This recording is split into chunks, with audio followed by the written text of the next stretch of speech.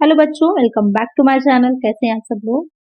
जो बच्चे UP plus assistant account and auditor से हैं या फिर आपने अगर बिहार में जो जूनियर अकाउंट क्लर्क की आई थी उसमें फॉर्म फिल किया है, तो दोनों ही बच्चों के लिए आपकी एक नई सीरीज स्टार्ट होगी जिसमें हम अलग अलग जो भी आपके टॉपिक्स रहेंगे, जैसे कि फाइनेंशियल अकाउंटिंग से रिलेटेड है, ऑडिटिंग का है या फिर इनकम टैक्स का है, उनकी अलग अलग 500 क्वेश्चंस की सीरीज रहेगी। इसमें आपके क्वेश्चंस का जो लेवल रहेगा इजी से हार्ड की तरफ चलेंगे, जिससे कि सारे क्वेश्चंस कवर हो जाएं, सारे टॉपिक्स आपके कवर हो जाएं। तो ये सीरीज आपके यहाँ से रहेगी अलग अलग सब्जेक्ट वाइज। आज की वीडियो में जो हम स्टार्ट करेंगे वो फाइनेंशियल अकाउंटिंग से करेंगे और इसके आगे के क्वेश्चंस इसी तरह से आगे के पार्ट भी आते रहेंगे। तो चैनल को अगर सब्सक्राइब नहीं किया है सब्सक्राइब जरूर से कर लीजिएगा, वीडियो को लाइक भी करिएगा। इसी तरह ऑडिटिंग की, इनकम टैक्स की, जो भी आपके सब्जेक्ट रहेंगे वो सबकी सीरीज आएगी। तो आई वीडियो को शुरू करते हैं। इसमें फर्स्ट क्वेश्चन है, Dash is the art of recording, classifying and summarizing in a significant manner and in terms of money transactions and events which are in part at least of a financial character and interpreting the result thereof। एक महत्वपूर्ण तरीके से और पैसे के संदर्भ में यानी मुद्रा के संदर्भ में उन लेन देन और घटनाओं को रिकॉर्ड करने, वर्गीकृत करने और सारांशित करने की कला है जो कम से कम आंशिक रूप से वित्तीय प्रकृति के हैं और उनके परिणामों की व्याख्या करते हैं।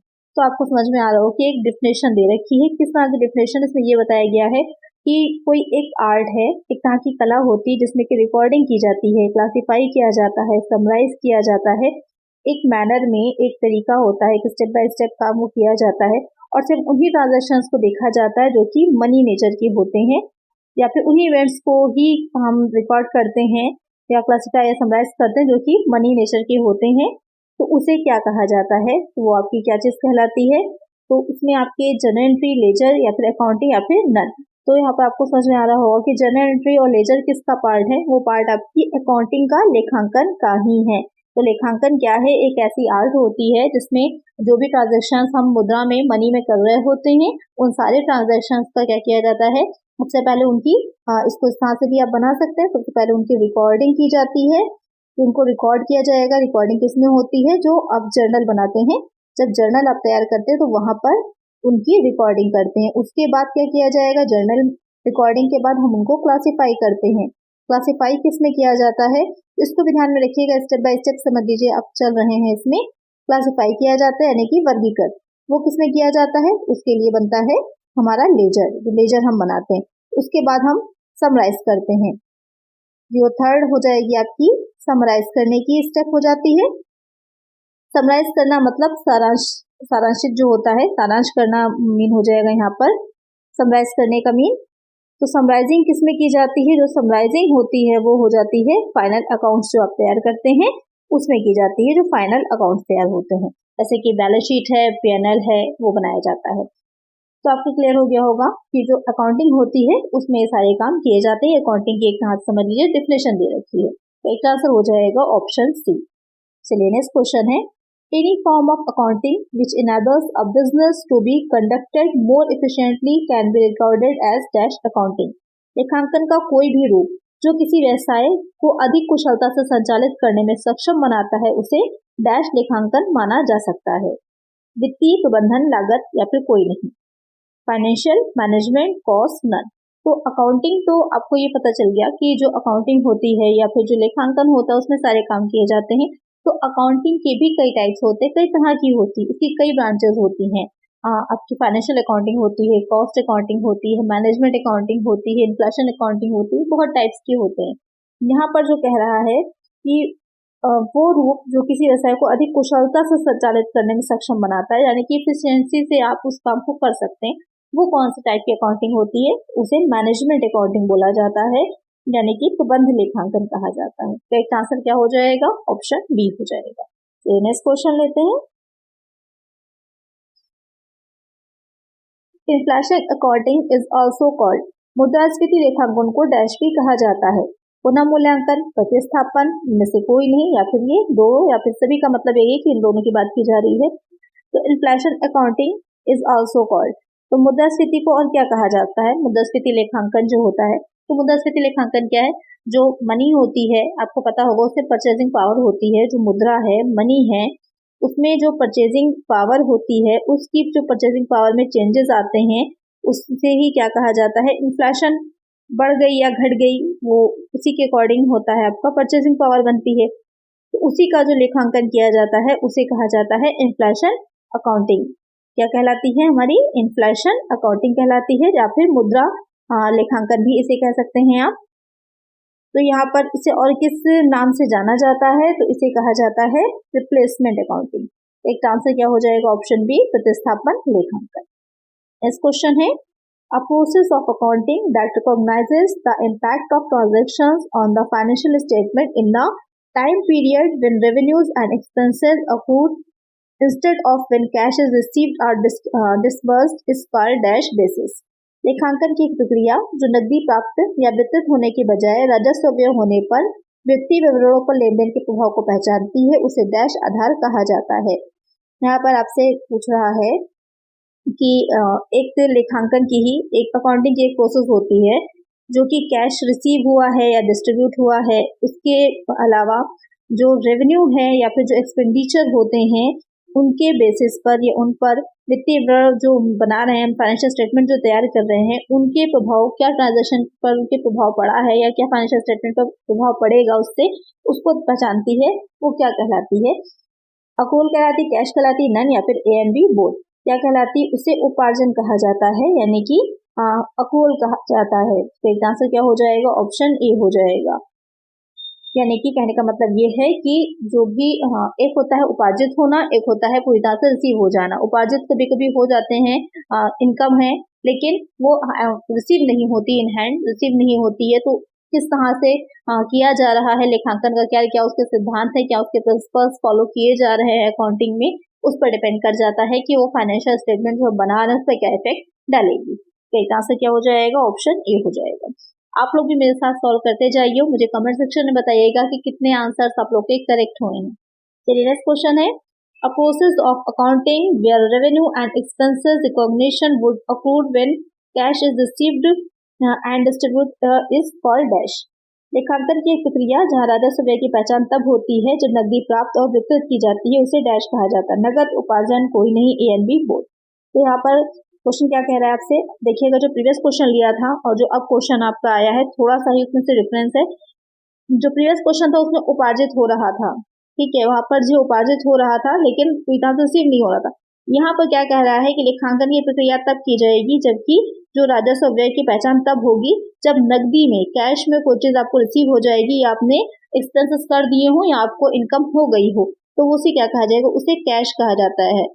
यानी कि जब जो भी खर्चे आप ऑलरेडी कर चुके हैं या जो इनकम आपको ऑलरेडी मिल चुकी है तो वो आपकी कैश में जाएगी, नगद अवधारणा हो जाएगी। और जो उपार्जित के बेसिस पे कि आप उपार्जित हो गए, भले आपको मिले नहीं है या आपने किए नहीं है, तो वो आपकी अक्रूवल में जाती है। तो एक आंसर क्या हो जाएगा? ऑप्शन ए हो जाएगा। चलिए नेक्स्ट क्वेश्चन है, dash they are present obligations arising from past events. It also arises when an asset is created or acquired. Dash वे पिछली घटनाओं से उत्पन्न होने वाले वर्तमान दायित्व हैं या तब भी उत्पन्न होता है जब कोई संपत्ति बनाई या अर्जित की जाती है। परिसंपत्ति, देयताएं, इक्विटी या फिर ये सभी। क्वेश्चन यहाँ पे क्या कह रहा है कि कुछ प्रीवियस इस तरह के ऑब्लिगेशंस हुए हैं जिनसे कि कुछ करेंट लायबिलिटीज है या वर्तमान दायित्व हैं वो उत्पन्न हो रहे हैं। ये कब संभव हो जाता है? कि जब कोई संपत्ति, कोई एसेट बनाई जा रही है, क्रिएट की जा रही है या एक्वायर की गई है, अर्जित की गई है, तो उसे क्या कहा जाता है? तो आपकी लायबिलिटीज कहलाती हैं। यानी कि जब आप कोई संपत्ति को या कोई एसेट को परचेज कर रहे होते हैं तो वहां पर आपकी दायित्व भी उत्पन्न होते हैं। क्यों दायित्व कैसे हो जाएंगे? कि आपको पेमेंट करना है, अगर आपने पेमेंट नहीं किया है तो वहां पर वो आपकी लायबिलिटी बन जाती है, कि आपके क्रेडिटर्स बन जाते हैं, लेनदार बन जाएंगे, क्योंकि आपको वो पेमेंट उनको करना है। तो यहाँ पर कई आंसर क्या हो जाएगा? ऑप्शन बी हो जाएगा। नेक्स्ट क्वेश्चन है, dash is an increase the economic benefits during the accounting period in the form of inflows और इनरिचमेंट्स ऑफ एसेट और a decrease in liability thereby increase equity and net worth. Income, equity, expenses, none. क्या कह रहा है कि dash लेखांकन अवधि के दौरान परिसंपत्तियों के प्रवाह या वृद्धि या देयताओं में कमी के रूप में आर्थिक लाभ में वृद्धि है, जिससे इक्विटी और निवल मूल्य में वृद्धि होती है। यानी कि कौन सी ऐसी चीज होती है, या जो पॉइंट्स आपके दे रखे हैं इसमें से कौन सा पॉइंट होगा जिसमें कि जो अकाउंटिंग पीरियड होता है उसी पीरियड में जो परिसंपत्तियां हैं यानी कि एसेट हैं उनका प्रवाह फ्लो हो रहा है, या तो उनमें फ्लो होना या फिर कह सकते हैं कि इंक्रीज हो रही हैं, और जो लायबिलिटीज हैं वो डिक्रीज हो रही हैं। एसेट बढ़ रही हैं और लायबिलिटीज घट रही हैं, तो उसमें उसे हम आर्थिक लाभ में वृद्धि के रूप में दिखाते हैं। तो वृद्धि हो रही है, लाभ बढ़ रहा है, प्रॉफिट बढ़ रहा है, तो वो चीज क्या कहलाएगी? जब आपकी इनकम होगी, आय बढ़ेगी, तभी तो आपका प्रॉफिट भी बढ़ेगा ना। परिसंपत्तियां एसेट बढ़ रही हैं, आपकी देयताएं कम हो रही, मीन्स क्या है? आपका प्रॉफिट बढ़ रहा है, इनकम बढ़ रही है। तो करेक्ट आंसर क्या हो जाएगा? ऑप्शन ए हो जाएगा। तो ये नेक्स्ट क्वेश्चन है, dash is a residual interest in the assets after deducting liabilities. Dash देयताओं में कटौती के बाद परिसंपत्तियों में अवशिष्ट ब्याज है। आय, इक्विटी, व्यय, कोई नहीं। क्या क्वेश्चन कह रहा है कि जो दायित्व होते हैं उनमें कटौती यानी डिडक्ट करने के बाद जो एसेट्स हो रही हैं उनमें कुछ अवशिष्ट ब्याज यानी कि कुछ अवशिष्ट जो बच रहा है, इंटरेस्ट बच रहा है, वो चीज क्या कहलाती है? तो उसे कहा जाता है इक्विटी समता। इसको सिंपल सा समझ लीजिए, ये आपकी अकाउंटिंग इक्वेशन पर डिपेंड क्वेश्चन है। थोड़ा सा क्वेश्चन पूरी लैंग्वेज को ट्विस्ट कर दिया गया है, तो आपको कंफ्यूज हो रही हो। अकाउंटिंग इक्वेशंस कई तरह की होती हैं, जिसमें से एक अगर हम बात करें तो क्या हो जाती है, एक साइड आपकी एसेट हो जाती है, एक साइड एसेट्स आ जाती हैं। एसेट्स इज इक्वल टू संपत्तियां बराबर किसकी होती हैं?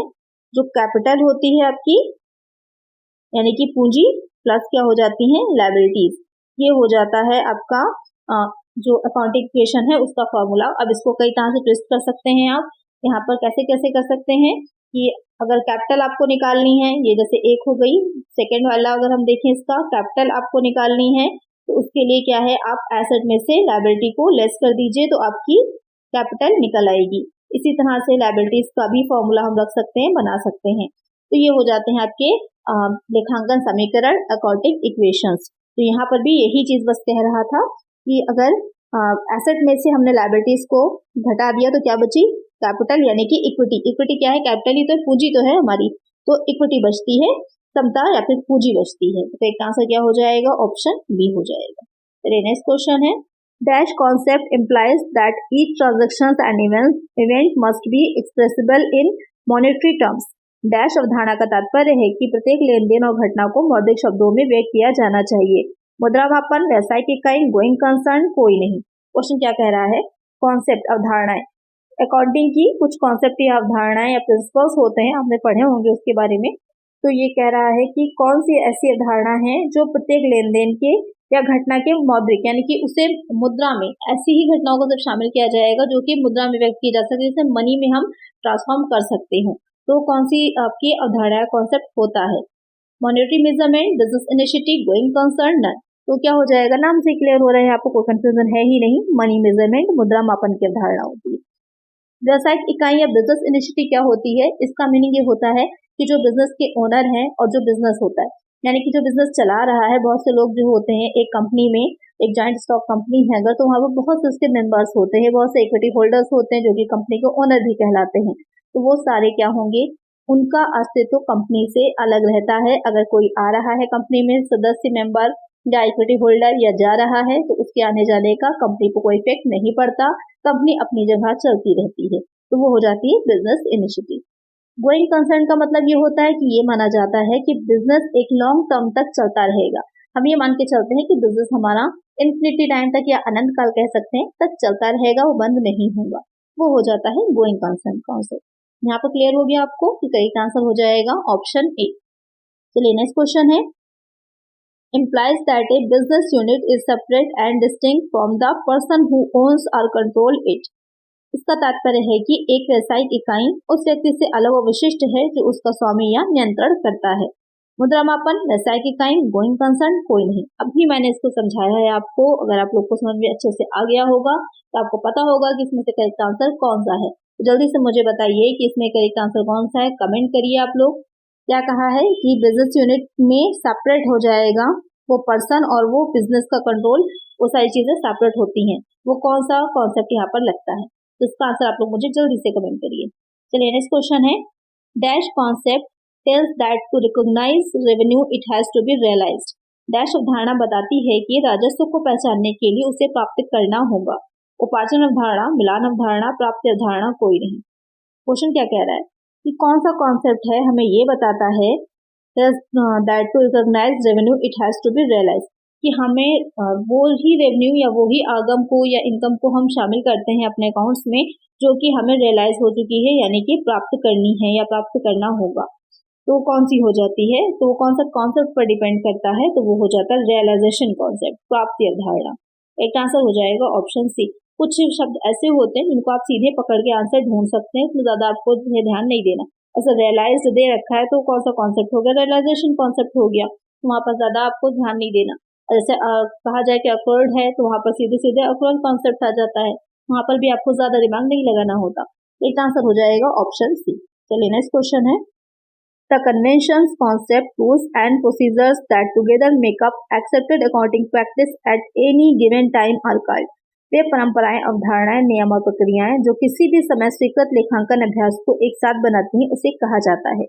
AICPA, गैप या फिर GAPA या फिर उपरोक्त में से कोई नहीं। तो क्वेश्चन क्या कह रहा है कि परंपराएं, अवधारणाएं, नियम या प्रक्रियाएं जो भी एक लेखांकन जो स्वीकृत लेखांकन है, यानी कि एक तरह से देखा जाए हर किसी का लेखांकन अकाउंटिंग करने का तरीका अलग अलग होता है, लेकिन उसको यूनिवर्सल तौर पर एक तरह का देखा जा सके, या आपस में अलग अलग लोग बिजनेस कर रहे हैं एक दूसरे के साथ, तो वहाँ पर उनके अकाउंटिंग की अगर रूल्स या कॉन्सेप्ट अलग अलग होंगे तो वहाँ पर काफी प्रॉब्लम आ जाएगी। तो कुछ ऐसी मान्यताएं बनाई गई, कुछ ऐसे स्टैंडर्ड डिसाइड किए गए जिसके बेसिस पे सब मिलकर एक तरह का काम करें, जिससे कि आपस में कंपेयर करना या फिर एक दूसरे के साथ बिजनेस करना इजी हो सके। तो उन्हें क्या कहा जाता है, वो गैप कहलाते हैं। एक आंसर क्या हो जाएगा, ऑप्शन बी हो जाएगा। इसकी अगर फुल फॉर्म की हम बात करें कि गैप की फुल फॉर्म क्या होती है, तो इसकी फुल फॉर्म हो जाती है generally accepted accounting principle. Generally accepted accounting principle, ये इसकी फुल फॉर्म हो जाती है। इसको भी ध्यान में रखिएगा, डायरेक्ट ये भी पूछ सकता है कि गैप की फुल फॉर्म क्या है, तो आपका आंसर ये भी हो जाएगा। एक आंसर है ऑप्शन बी। चलिए नेक्स्ट क्वेश्चन है, dash is the after tax cash flow generated by a business minus the cost of the capital if it has deployed to generate that cash flow। किसी व्यवसाय द्वारा उत्पन्न कर पश्चात नकदी प्रवाह में उस नकदी प्रवाह को उत्पन्न करने के लिए लगाई गई पूंजी की लागत को घटाया जाता है, तो क्या कहलाती है, EVA, गैप, AICPA, उसमें से कोई नहीं। तो गैप तो नहीं होगा, क्योंकि गैप अभी हमने पढ़ लिया कि गैप क्या होता है। अब दो पॉइंट रह जाते हैं, EVA या फिर AICPA या फिर नन ऑफ द अबव भी आंसर हो सकता है। बच्चे थोड़ा ये रहता है कि नहीं none of the above option नहीं होगा, लेकिन ऐसा नहीं होता। कई बार कंफ्यूज करने के लिए नन ऑप्शन भी रखा जाता है और वही आपका आंसर होता है। लेकिन यहाँ पर अगर हम क्वेश्चन की बात करें तो ये क्या हो जाता है, इसे EVA कहा जाता है। EVA क्या होगा, इकोनॉमिक वैल्यू एडेड, यानी कि आर्थिक मूल्य कितना आ रहा है या कितना ऐड कर रही है उसकी लागत जो निकाली जाती है, या वो जो निकाला जाता है कैसे निकाला जाता है। तो cash flow, after tax cash flow generated by ये बिजनेस जो होता है उसको उसमें से माइनस कर दिया जाता है कॉस्ट ऑफ द कैपिटल, जो निकल के आता है उसे EVA कहा जाता है। एक तरह से समझ लीजिए, ये आपकी एक फॉर्मूला तौर पर पूछा गया था। तो एक आंसर क्या हो जाएगा, ऑप्शन ए हो जाएगा। चलिए नेक्स्ट क्वेश्चन है, प्रीपेड इंश्योरेंस अकाउंट इज, उधर बीमा खाता है, वार्षिक खाता, व्यक्तिगत खाता, नामत खाता, कोई नहीं। प्रीपेड इंश्योरेंस अकाउंट कौन सा अकाउंट होता है, रियल है, पर्सनल है, नॉमिनल है। तो आपको पता ही होगा जो अकाउंट होते हैं वो तीन तरह के होते हैं, पर्सनल, रियल और नॉमिनल हो जाते हैं। पर्सनल व्यक्तिगत खाता है, रियल आपका वार्षिक खाता जो कि संपत्तियां हो जाती है, नॉमिनल में आपके क्या आ जाते हैं, नॉमिनल में आ जाता है आपका इनकम आ जाती है, इनकम है या एक्सपेंसेस जो भी किए होते हैं वो एक्सपेंसेस आ जाते हैं, या इसके अलावा लॉस अगर है या प्रॉफिट है तो ये सब आपका आ जाता है नॉमिनल अकाउंट में। तो यहाँ पर प्रीपेड इंश्योरेंस क्या है, एक्सपेंसेस हैं, पूर्वदत्त बीमा खाता। लेकिन अब एक चीज का ध्यान रखिएगा, कोई भी एक्सपेंसेस जिसमें कि प्रीपेड या आउटस्टैंडिंग लगा दिया जाएगा, प्रीपेड या फिर आउटस्टैंडिंग, तो किसी भी अगर अकाउंट में आपका प्रीपेड या फिर आउटस्टैंडिंग हम लगा देंगे तो वो क्या बन जाता है, वो बन जाता है आपका पर्सनल अकाउंट। तो यहाँ पर क्योंकि प्रीपेड एक्सपेंसेस के बारे में पूछा था तो वो क्या हो जाएगा, पर्सनल अकाउंट, व्यक्तिगत खाता हो जाएगा। अगर यहाँ पर सिर्फ आपसे पूछता इंश्योरेंस अकाउंट तो वो हो जाता हमारा नॉमिनल अकाउंट, लेकिन यहाँ पर प्रीपेड लगा है तो वो हो जाएगा व्यक्तिगत खाता, पर्सनल अकाउंट। एक आंसर क्या हो जाएगा, ऑप्शन बी हो जाएगा। चलिए नेक्स्ट क्वेश्चन है, outstanding wages account is dash account. अदत्त वेतन खाता कौन सा खाता होता है आपको बताना है। व्यक्तिगत खाता, वार्षिक खाता, नाममात्र खाता कोई नहीं। तो अभी मैं आपको बता ही चुकी हूँ कि प्रीपेड या फिर आउटस्टैंडिंग रखने पर वो अकाउंट कौन सा अकाउंट बन जाता है, वो बन जाता है पर्सनल अकाउंट। तो करेक्ट आंसर क्या हो जाएगा, ऑप्शन ए हो जाएगा। अगर सिर्फ वेजेस अकाउंट लिखा होता, आउटस्टैंडिंग ना होता, तो हमारा क्या हो जाता, ये नॉमिनल अकाउंट होता। लेकिन वेजेस अकाउंट के साथ आउटस्टैंडिंग अदद लगा है तो वो हो जाएगा पर्सनल अकाउंट। ये पूर्दत या फिर अदद से रिलेटेड एक क्वेश्चन जरूर पूछा जाएगा, क्योंकि बच्चे अक्सर यहाँ पर कंफ्यूज हो जाते हैं, तो एक क्वेश्चन जरूर आएगा। तो यहाँ पर ये आपका हो जाएगा personal account. Bad debt account is dash account. अशुद्ध ऋण खाता है डैश खाता, वास्तविक, व्यक्तिगत, नाममात्र कोई नहीं। तो यहाँ पर क्वेश्चन क्या कह रहा है कि बैड डेट जो है वो किस तरह का अकाउंट है। तो मैं पहले आप लोगों को बता चुकी थी, तो अकाउंट कितने तरह के होते हैं, 3 तरह के होते हैं, रियल, पर्सनल और नॉमिनल। ये 3 टाइप्स होते हैं अकाउंट के। यहाँ पर जो बैड डेट है, अशुद्ध ऋण है, तो अशुद्ध ऋण जो होगा किस तरह का अकाउंट हो गया, किस तरह के अकाउंट में जाएगा। तो आपको पहले मैंने बताया था, जो रियल होता है, रियल अकाउंट में एसेट्स आ जाती हैं, जो भी एसेट्स आ रही हैं या जा रही हैं वो आ जाएंगी इसमें। जो पर्सनल अकाउंट होता है, किसी व्यक्ति का खाता होता है, किसी कंपनी का खाता होता है, वो हो जाता है, अगर इसे हम पर्सन का अकाउंट भी लिख सकते हैं। और जो नॉमिनल अकाउंट होता है वो कौन सा हो जाता है, उसमें सारे लॉस आ जाएंगे, जो भी आपकी हानियां होंगी, जो भी प्रॉफिट होंगे आपकी ऑर्गेनाइजेशन को, वो आ जाएंगे इसमें। जो भी एक्सपेंसेस आप करिएगा वो आ जाएंगे, प्लस जो भी इनकम होगी वो आ जाएगी। तो ये 4 चीजें मेनली दिखाई जाती हैं नॉमिनल अकाउंट में, यानी कि नाममात्र खाते में। तो यहाँ पर बैड डेब्ट क्या है, बैड डेब्ट एक तरह का एक ऐसा डेब्ट होता है, एक ऐसा ये ऋण है जो अब हमें नहीं मिल पाएगा, या हमें ये संभावना हो गई है, कोई तरह से शोर हो गया है कि अब इसको वो रिकवर नहीं हो पाएगा, वसूली उसकी नहीं हो सकती, तो वो अशुद्ध ऋण माना जाता है। वो आपका नॉमिनल अकाउंट में आएगा, नाममात्र खाते में आता है। एक आंसर क्या हो जाएगा, ऑप्शन सी हो जाएगा। चलिए नेक्स्ट क्वेश्चन है, the accounting system provides a system of checks and balances. लेखांकन प्रणाली जांच और संतुलन की एक प्रणाली प्रदान करती है।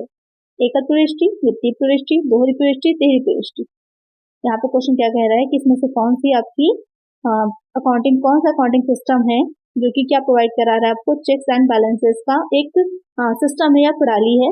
कौन सी हो जाएगी, single entry, financial entry, double entry, triple entry, कौन सी हो जाती है। तो बहुत ही सिंपल है, डबल एंट्री सिस्टम हो जाता है। जो डबल एंट्री सिस्टम होता है उसमें हम दोनों ही पहलुओं को देखते हैं, यानी कि कोई भी ट्रांजेक्शन हुआ है उसके दोनों साइड जो इफेक्ट कर रहे हैं, डेबिट तथा क्रेडिट, दोनों साइड्स को का लेखा किया जाता है, दोनों साइड्स की अकाउंटिंग की जाती है, उनको रिकॉर्ड में रखा जाता है और उन्हीं के बेसिस से अकाउंट्स तैयार किए जाते हैं। तो एक आंसर क्या हो जाएगा, ऑप्शन सी हो जाएगा। चलिए नेक्स्ट क्वेश्चन लेते हैं। It means that cash is received by the business from the proprietor. It results in the immediate receipt of cash. इसका अर्थ है कि व्यवसाय को स्वामी से नगद प्राप्त होता है, इसके परिणाम से नगद की तत्काल प्राप्ति होती है। यहाँ पर आपको 4 ऑप्शन दे रखे हैं, आपको इसमें से बताना है कि कौन से ऑप्शन में जो व्यवसाय को स्वामी से, यानी कि जो बिजनेस है उसे, जो ओनर होगा उससे कैश रिसीव हो रही है, और उसके परिणाम से क्या है, जो कैश की इमीडिएट रिसीप्ट है, हमें कैश हो रहा है, यानी कि जो पूंजी लगाई जा रही होती है बिजनेस में, तो जो ओनर्स होते हैं वो पूंजी को, कैपिटल को लगाते हैं बिजनेस में, तो बिजनेस में कैपिटल रिसीव हो रही होती है। तो इन 4 में से कौन से ऑप्शन से आपको ऐसा लग रहा है या ऐसा कहा गया है। कंपनी ने 10,000 रुपए से व्यवसाय शुरू किया है, 2,000 रुपए से नगद माल खरीदा गया, चंदर से 100 रुपए का कमीशन लिया गया, या फिर 1,000 रुपए नगद में माल बेचा गया। तो यहाँ पर कौन से ऑप्शन से आपको ऐसा लग रहा है कि बिजनेस ने कोई किसी भी तरह की कोई भी कैश को रिसीव किया है स्वामी से, ओनर से मिलनी चाहिए। यहाँ पर पॉइंट ये कह रहा है कि ओनर से मिल रही। ऐसे तो ट्रांजेक्शन बहुत होते हैं, कोई भी हम माल को, कोई वस्तु है हम अपनी परचेज कर रहे हैं या सेल कर रहे हैं तो हमको मिल रहा है, तो डिटेल्स हो जाते हैं, वो ओनर नहीं होते। तो यहाँ पर ओनर से रिसीव हो रहा है, तो वो आपका पहला पॉइंट जो दे रखा है कि एंटनी ने 10,000 रुपए से व्यवसाय शुरू किया है। Antony common business with ₹10,000। तो यहाँ से ये आ रही है, कैपिटल आ रही है 10,000 की, जो कि एंटनी से मिल रही है, जहाँ से बिजनेस की शुरुआत की जा रही है। तो एक आंसर क्या हो जाएगा, ऑप्शन ए हो जाएगा। चलिए नेक्स्ट क्वेश्चन है, which of the following statement is incorrect for financial accounting. यहाँ पर इनकरेक्ट पूछा गया है। वित्तीय लेखांकन के लिए निम्नलिखित में से कौन सा कथन गलत है। लेखांकन केवल ऐतिहासिक घटनाओं को रिकॉर्ड करता है। लेखांकन फर्म की सभी घटनाओं के बारे में पूरी जानकारी प्राप्त करता है। लेखांकन जानकारी अनुमानों पर आधारित है, या फिर वित्तीय विवरण केवल भौतिक वस्तुओं का विस्तार से खुलासा करते हैं, इसके बारे में विस्तार से बताते हैं। यहाँ पर क्वेश्चन क्या कह रहा है कि इसमें से कौन सा पॉइंट ऐसा है जो कि इनकरेक्ट है, यानी कि गलत है। पहला point, accounting records only historical events, correct हो जाएगा कि जो एक्चुअल में खर्चे हो चुके हैं, जो व्यय किए जा चुके हैं या इनकम रिसीव हो चुकी है, उनका लेखा किया जाता है, तो वो हिस्टोरिकल इवेंट्स के बारे में बात की जाती है। फिर है accounting provides complete information about all the events of the firm, कि कंप्लीट इंफॉर्मेशन दिखाती है जो अकाउंटिंग होती है, ऐसा नहीं है। पहले ये इस बारे में देर से हम लोग बात कर चुके हैं कि कुछ क्वालिटेटिव होते हैं, कुछ क्वांटिटेटिव होते हैं। क्वांटिटेटिव जो कि मात्रा में हो या फिर जिनको आप मेजर कर सकें मनी में, उन ट्रांजेक्शन्स का लेखा तो कर लिया जाता है, लेकिन जो क्वालिटेटिव होते हैं, गुणात्मक पहलू होते हैं, उनका लेखा नहीं हो पाता है। तो इस वजह से क्या होता है, जो अकाउंटिंग होती है कंप्लीट इंफॉर्मेशन किसी भी फॉर्म की नहीं देती। तो यहाँ पर ये भी पॉइंट ही आपका गलत हो जाएगा। या इसको इस तरह से भी देख सकते हैं, अगर अकाउंटिंग में किसी तरह की गलती हुई है, कोई फ्रॉड हुआ है, कोई गबन किया गया है कंपनी में, ऑर्गेनाइजेशन में, तो वहां पर तो जो अकाउंटिंग का काम है वहां पर भी वो पूरी तरह से जो स्थिति है सही नहीं दिखाएगा। जो थर्ड पॉइंट है, accounting information is based on estimates, अनुमानों पर आधारित है, करेक्ट हो जाएगा। Financial statement disclose only material items in detail, correct है कि सिर्फ भौतिक जो वस्तुएं होती हैं उनका इस एक ढंग से सही तरीके से लिखा किया जा सकता है। चलिए नेक्स्ट क्वेश्चन लेते हैं, विच of the following is not a business transaction, निम्नलिखित में से कौन सा व्यवसायिक लेन देन नहीं है। यहाँ पर आपको बताना है पढ़ करके कि कौन सा ऐसा है जो बिजनेस ट्रांजेक्शन नहीं होगा। तो अगर तीनों ही होंगे तो नन ऑप्शन आपका हो जाएगा करेक्ट। तो पहला पॉइंट यहाँ पर क्या कह रहा है, XYZ लिमिटेड ने अपने आपूर्तिकर्ताओं को शीघ्र भुगतान के लिए छूट का लाभ उठाया। कि शीघ्र भुगतान, जब शीघ्र भुगतान किया जाता है, प्रॉम्प्ट पेमेंट किया जाता है, तो वहाँ पर कैश डिस्काउंट मिलता है। आपने पढ़ा होगा डिस्काउंट्स के बारे में कि दो तरह के होते हैं, क्रेडिट डिस्काउंट होता है, कैश डिस्काउंट दिया जाता है। तो अगर शीघ्र भुगतान के लिए जो दिया जाता है, ये क्वेश्चन भी पूछा जाता है कि प्रॉम्प्ट जो पेमेंट है उसको बढ़ावा देने के लिए कौन सा डिस्काउंट दिया जाता है, तो कैश डिस्काउंट ही होता है। तो वो दिया जा रहा है, तो उससे छूट का लाभ उठाया है, तो ये क्या है, बिजनेस ट्रांजेक्शन है या नहीं है, करेक्ट है, होगा। XYZ लिमिटेड ने दुकान के लिए फर्नीचर खरीदने के लिए 10,000 रुपए का भुगतान किया है। फर्नीचर एसेट खरीदी गई है, इसके लिए पेमेंट 10,000 का किया गया है, ये भी ट्रांजेक्शन है आपका business related. C point, XYZ limited माल की आपूर्ति के संबंध में ग्राहक के साथ सिर्फ बातचीत कर रहा है, वो कस्टमर से गुड्स के रिगार्डिंग क्या कर रहा है, निगोशिएट कर रहा है। सौदेबाजी एक तरह से कहा जाता है, नेगोशिएशन कर रहा है कि इतने में नहीं इतने में से उस चीज को लेना है।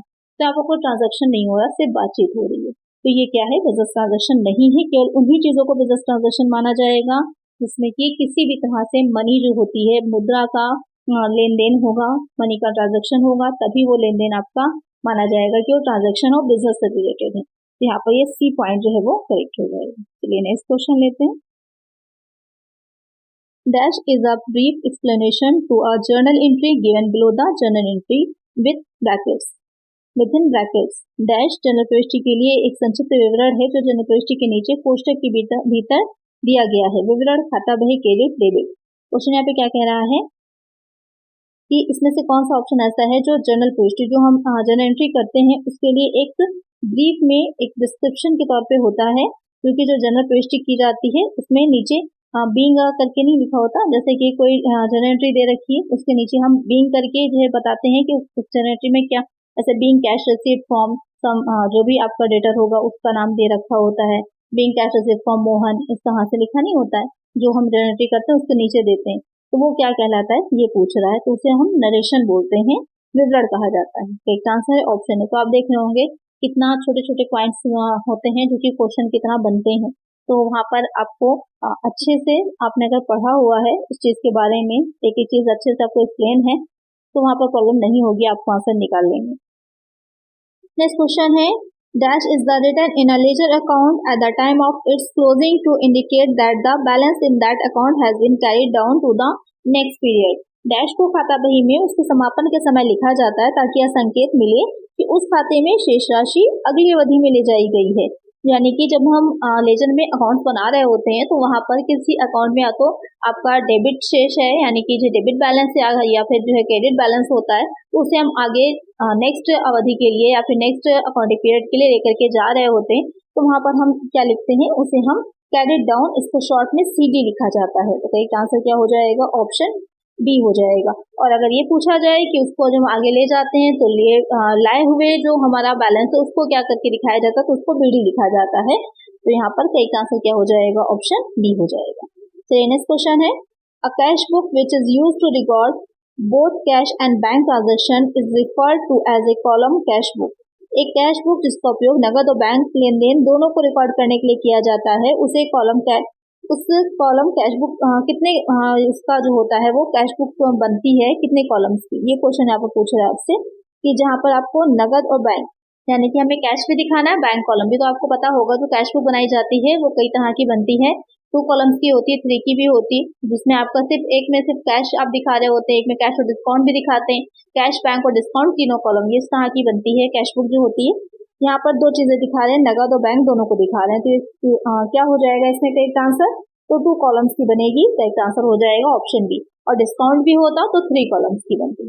चलिए नेक्स्ट क्वेश्चन है, gross book value of a fixed asset is it's dash. किसी अचल संपत्ति का सकल बही मूल्य उसका डैश है। यहाँ पर क्या कह रहा है कि gross book value of a fixed asset यानी कि जो सकल बही मूल्य है, जो पुस्तक बुक्स हम बनाते हैं उन बुक्स में जिस वैल्यू पे हम दिखा रहे हैं उसको बुक वैल्यू कहा जाता है। तो वहाँ पर ग्रॉस बुक वैल्यू अगर दे रखी है किसी फिक्स्ड एसेट की तो किस तरह की वैल्यू होगी ये कह रहा है, cost plus depreciation, historical cost, fair market value या फिर रियलाइजेबल वैल्यू, कौन सी हो जाएगी, उसे हिस्टोरिकल कॉस्ट कहा जाता है, ऐतिहासिक लागत कहा जाता है, यानी कि ऐसी जिस लागत पे आपने या जिस कॉस्ट पे आपने उसको परचेज किया था। जैसे कि अगर आप आज किसी एसेट को फर्नीचर सपोज कर लीजिए परचेज कर रहे हैं तो अगले 5 साल के बाद फर्नीचर की वही वैल्यू नहीं रह जाएगी। 5 लाख का आपने परचेज अगर किया है तो 5 साल के बाद वो 5 लाख का नहीं होगा, उस पर डिप्रिसिएशन लगता चला जाता है। लेकिन अगर आप 5 साल बाद भी उसे 5 लाख का ही दिखा रहे हैं तो इसका मीनिंग यही है कि आप उसकी हिस्टोरिकल कॉस्ट जो है ऐतिहासिक लागत से दिखा रहे हैं। और कॉस्ट प्लस डिप्रिसिएशन यानी कि अगर आपने 5 लाख में से डिप्रिसिएशन लेस कर दिया 5 सालों का तो वहां पर इस वैल्यू पे आप दिखाएंगे तो WDV हो जाती है, उसे कहते हैं WDV यानी कि रिटर्न डाउन वैल्यू कहलाती है। इसका मीनिंग हो जाएगा अपलिखित मूल्य, यानी कि आपने उसमें से ह्रास को डिप्रिसिएशन को घटा दिया है। तो यहाँ पर करेक्ट आंसर है ऑप्शन बी। चलिए नेक्स्ट क्वेश्चन है, a credit entry in a real account means dash. वार्षिक खाते में क्रेडिट प्रविष्टि का अर्थ डैश है। व्यय में कमी, संपत्ति के मूल्य में कमी, आय में वृद्धि, इनमें से कोई नहीं। यहाँ पे क्या कह रहा है कि रियल अकाउंट है कोई, आप रियल अकाउंट की कोई एंट्री कर रहे हैं और वहां पर क्रेडिट में एंट्री हो रही है, क्रेडिट में कुछ आ रहा है तो वो किस चीज को दिखाएगा कि decrease of an expense, a decrease in value of asset and increase in an income. तो यहाँ पर बेसिक आपका लग जाते हैं वो फॉर्मूलाज, या इस तरह से कह सकते हैं कि क्या रूल होता है एंट्री करने का जो अकाउंट्स बनाते हैं हम उसमें। तो रियल अकाउंट में क्रेडिट में तो आने वाली संपत्ति डेबिट हो जाती है, जाने वाली संपत्ति क्रेडिट हो जाती है। इसको हम इस तरह से भी कह सकते हैं कि डेबिट व्हाट कम्स इन, यानी कि डेबिट कर दीजिए जो कुछ भी आ रहा है, डेबिट व्हाट कम्स इन, जो कुछ भी संपत्ति आएगी वो आपकी क्या हो जाएगी, डेबिट हो जाएगी। और क्रेडिट में क्या हो जाएगा, क्रेडिट हो जाएगा कि जो भी एसेट आपकी जाएगी, इसे इस तरह से लिख सकते हैं व्हाट गोज ऑन। तो यहाँ पर आपसे क्या कह रहा है कि क्रेडिट में एंट्री कर रहे हैं तो क्रेडिट का मतलब एसेट गई है, एसेट डिक्रीज हुई है, तो करेक्ट क्या हो जाएगा, ऑप्शन बी हो जाएगा, a decrease in value of asset. तो यहाँ पर आपको याद होने चाहिए अकाउंटिंग के जो तीनों यहाँ पर अकाउंट्स होते हैं, रियल, नॉमिनल और पर्सनल, उन तीनों में क्या रूल्स लगते हैं, किस तरह से एंट्री की जाती है। तो उसको अगर आपको याद होगा तो आप इस तरह के क्वेश्चन को सॉल्व कर पाएंगे और ऐसे क्वेश्चन एग्जाम में बहुत बनते हैं। चलिए नेक्स्ट क्वेश्चन है, contingent liabilities appears in the dash. आकस्मिक देयताएं डैश में दिखाई जाती हैं, बैलेंस शीट में, अध्यक्ष की रिपोर्ट में, शेयरधारकों की सूचना में, इनमें से कोई नहीं। तो कंटीजेंट लायबिलिटीज जो होती हैं वो कहाँ पर दिखाई जाती हैं, तो कंटीजेंट लायबिलिटीज कहाँ पर दिखाई जाएंगी, इसका आंसर आप लोग मुझे कमेंट करिएगा। आपने बैलेंस शीट अच्छे से पढ़ी होगी, बैलेंस शीट के बारे में और उसका फॉर्मेट भी अच्छे से देखा होगा, जो नोट्स नीचे लिखे होते हैं वो भी आपने ध्यान दिए होंगे। तो इसमें हम कहाँ पर दिखाते हैं कंटीजेंट लायबिलिटीज को, इसका आंसर आप लोग मुझे कमेंट करिएगा। कौन सी चीज कहाँ पर दिखाई जाती है इसको ध्यान में रखना बहुत जरूरी है। क्वेश्चन डायरेक्ट यहाँ से पुटअप होंगे, तो फॉर्मेट जो भी आपकी बुक्स में दे रखे हैं, ट्रेडिंग अकाउंट का है, प्रॉफिट एंड लॉस अकाउंट का, बैलेंस शीट का है, उसको अच्छे से याद कर लीजिएगा। इसका आंसर आप लोग मुझे कमेंट करिएगा। चलिए नेक्स्ट क्वेश्चन है, mines queries is the example of dash. खदानें डैश का उदाहरण है। काल्पनिक संपत्तियां, तरल संपत्तियां, अमूर्त संपत्तियां, क्षयी संपत्तियां, fictitious asset, liquid asset, intangible asset, wasting asset. जो माइंस होती हैं, जो खदान होती है, जैसे अगर फॉर एग्जांपल हम कहें कोल माइंस जो होती है कोयले की खदान जो होती है, तो उसमें क्या होता है, उस खदान में एक लिमिटेड आपका कोल या कोयला होता है, धीरे धीरे उसमें से हम निकालते रहते हैं, तो उसकी जो क्वांटिटी है, मात्रा है, वो घटती चली जाती है, कम होती चली जाती है। तो इस तरह की जो एसेट होती है उसे कहा जाता है वेस्टिंग एसेट, क्षयी संपत्तियां, जिनमें धीरे धीरे कमी होती चली जा रही है।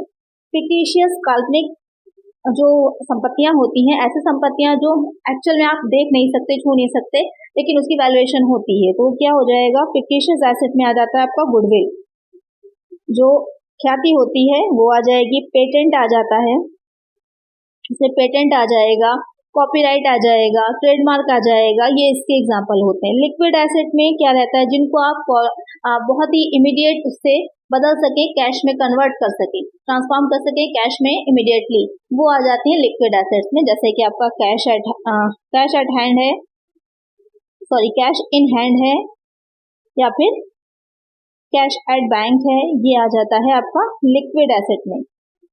और फिर क्या है आपका इंटैंजिबल एसेट पूछा गया है, अमूर्त संपत्तियां जिनको देख आप छू नहीं सकते, तो वो भी आपकी इसी तरह की हो जाती है, गुडविल है, इन्हें आप देख नहीं सकते। तो यहाँ पर क्या कह रहा है, वेस्टिंग एसेट हो जाएगी जो माइंस होती हैं वो। करेक्ट आंसर है ऑप्शन डी। चलिए नेक्स्ट क्वेश्चन है,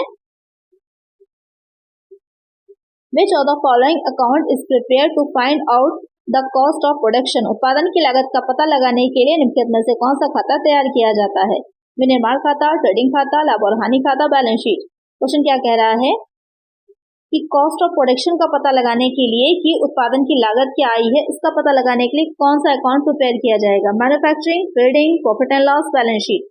तो यहाँ पर जो बैलेंस शीट है वो तो क्या हो जाएगी, ये भी क्वेश्चन पूछा जाता है कि बैलेंस शीट क्या है, बैलेंस शीट अकाउंट ना होकर के एक स्टेटमेंट है, एक विवरण होता है, ये भी ध्यान में रखिएगा।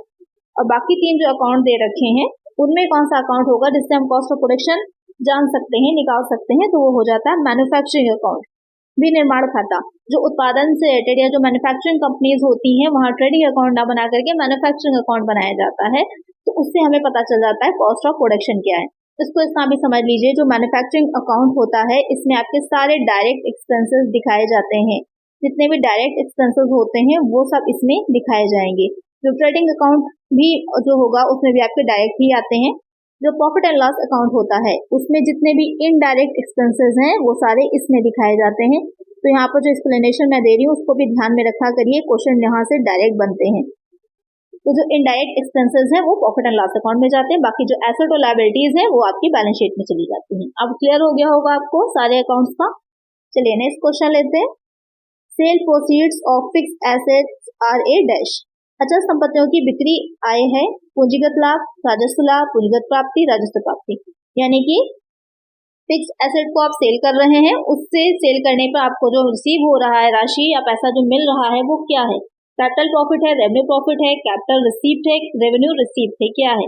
तो फिक्स एसेट है तो लॉन्ग टर्म है, तो रेवेन्यू वाला तो पोर्शन होगा ही नहीं, सीधे सीधे बाहर हो जाता है। अब कैपिटल प्रॉफिट है या कैपिटल रिसीप्ट हो रही है, तो यहाँ पर प्रॉफिट तो तब होगा कि कोई भी चीज में कि जितने की आपने परचेस की थी उसमें से डिप्रिसिएशन लेस करने के बाद अब जो वैल्यू उस चीज की बच रही है और आप जो सेल कर रहे हैं उसके बीच में डिफरेंस जो आ रहा है, तो अगर ज्यादा की सेल कर रहे हैं, सपोज कर लीजिए आपकी एसेट जो थी वो 5 लाख की थी और उसमें से आपने डिप्रिसिएशन लेस कर दिया 50,000 का। अब जो आपकी एसेट बचेगी वो हो जाएगी 4,50,000 की, 4,50,000 की, और आप उसको सेल करेंगे अगर 6 लाख में, 6 लाख में आपने उसको सेल कर दिया, तो डिफरेंस कितने का आया, अब डिफरेंस आ गया आपका 1,50,000 का, तो ये प्रॉफिट हो जाएगा। ये 1,50,000 यहाँ पर क्या है आपके प्रॉफिट में, किस तरह का प्रॉफिट हो जाएगा, कैपिटल हो जाएगा। लेकिन यहाँ पर क्या कह रहा है कि सेल सिर्फ करी गई है फिक्स्ड एसेट की, तो ये क्या है, ये कैपिटल रिसीप्ट में आएगा, पूंजीगत प्राप्ति माना जाएगा। करेक्ट आंसर क्या हो जाएगा, ऑप्शन सी हो जाएगा। तो इतना डीप में जाके आपको चीजों को समझना है कि डिफरेंस क्या है, अगर आपने डीपली नहीं चीजों को समझा तो वहां पर आपका आंसर गलत हो जाएगा। चलिए नेक्स्ट देखते हैं, preliminary expenses are an example of. प्रारंभिक व्यय एक उदाहरण है, capital expenditure, revenue expenditure, deferred revenue expenditure, capital loss. बहुत अच्छा क्वेश्चन है कि प्रारंभिक व्यय जो होते हैं किस तरह का एग्जाम्पल है या किस चीज का उदाहरण होते हैं। तो यहाँ पर जो प्रिलिमिनरी एक्सपेंसेस होते हैं वो आपके डिफर्ड रेवेन्यू एक्सपेंडिचर कहलाते हैं, अस्थगित राजस्व व्यय। तो ये इस तरह के एक्सपेंडिचर होते हैं जिनको कई वर्षों तक आप आगे ले जाकर के अपलिखित करते हैं, रिटर्न डाउन करते रहते हैं, तो वो उस तरह के एक्सपेंसेस में आपके प्रारंभिक व्यय आते हैं। करेक्ट आंसर हो जाएगा ऑप्शन सी। ना ये कैपिटल है, ना रेवेन्यू है, ये डिफर्ड रेवेन्यू एक्सपेंडिचर होते हैं। चलिए नेक्स्ट क्वेश्चन है, petty cash book is prepared to, खुदरा रोकड़ बही तैयार की जाती है छोटे व्यवसाय की आवश्यकताओं को पूरा करने के लिए, नगद में भुगतान किए गए छोटे खर्चों को पूरा करने के लिए, छोटी और विविध आय को कवर करने के लिए, उपरोक्त सभी। तो पेटी कैश बुक जो होती है वो किस लिए प्रिपेयर की जाती है? ये 31st क्वेश्चन है आपका। इस क्वेश्चन से हम आगे नेक्स्ट वीडियो जो आएगी इस पर नेक्स्ट इसका जो पार्ट आएगा वहां से कंटिन्यू करेंगे। लेकिन आप लोग सब लोग इसका आंसर जरूर से मुझे कमेंट करिएगा कि क्या करेक्ट आंसर है इसका। तो चलिए आज की वीडियो में इतना ही। आई होप वीडियो अच्छी लगी होगी, क्वेश्चंस अच्छे समझ में आए होंगे। अगर वीडियो अच्छी लगी है तो लाइक जरूर से कर दीजिएगा, चैनल पर सब्सक्राइब कर लीजिएगा और फ्रेंड्स तक वीडियो को शेयर कर दीजिएगा। मिलते हैं नेक्स्ट वीडियो में। Thank you.